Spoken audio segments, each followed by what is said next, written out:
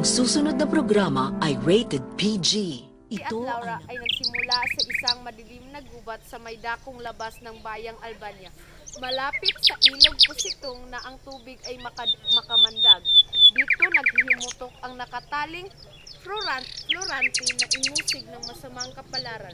Ang mga gunita niya ay naglalaro, sa palagay niya ay nagtaksil na giliw na si Laura sa kanyang nasawing ama at kabahabag-habag na kalagayan ng bayan niyang mahal. Go. Sa gubat ay nagkataong may naglalakad na isang guro na nangangalang Aladin. Ang tinig ni Florante at niyang itong pinunton.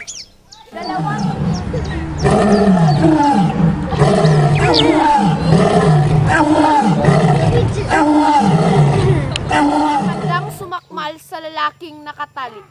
Pinatay ni Aladin ang at kanyang kinalagan at inalagaan si Florante hanggang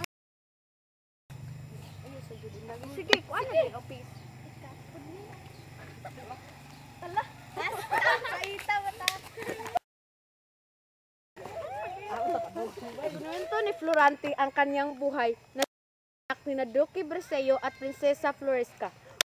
Siyang madagit ng buitre at iniligtas siya ng kanyang pinsang si Minalipo na taga Epiro.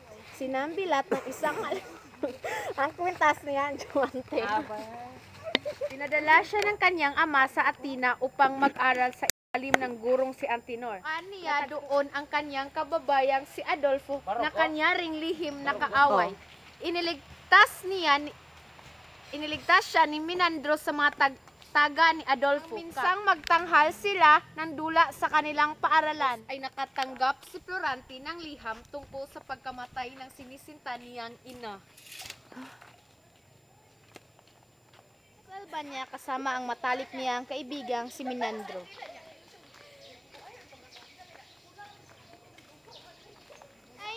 Si General Malik na kumugkob sa Crotona. Karoon siya ng mga tagumpay sa 15 taong kaharian, di pa binyagan matapos niyang iligtas si Laura sa hukbo ni Aladin na umagaw sa Albania paglaban sa ibang bayan.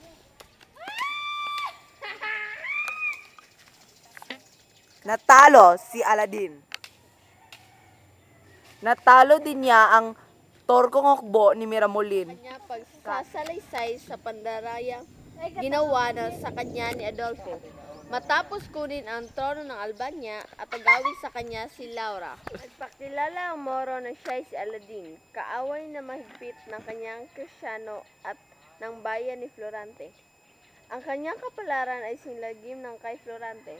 Inagaw sa kanya ng kanyang ama, si Sultan Ali Adab, ang kanyang kasintahang si Flerida. Tapos na pagsasalaysay ay narinig nila ang dalawang tinig na nag-uusap. Tumayo ang dalawang lalaki at nakita sila Laura at Flerida na nag-uusap. Si Flerida ay tumakas sa Persia upang hanapin si Aladin at nang mapagapi siya ay may dakong gubat na nasumpungan niya si Laura na ibig gahasain ni Adolfo. Niya ito at nailigtas si Laura. Ikwinento ni Laura ang paghuhuwad ni Adolfo sa lagda ng kanyang ama upang madakip si Florante. Isinalaysay niya ang pamimilit ni Adolfo sa kanya at pagdadala sa gubat. Sa ganoon ay nabatid ni na Florante at Aladin na ang kanilang mga katipan ay pawang tapat sa kanila.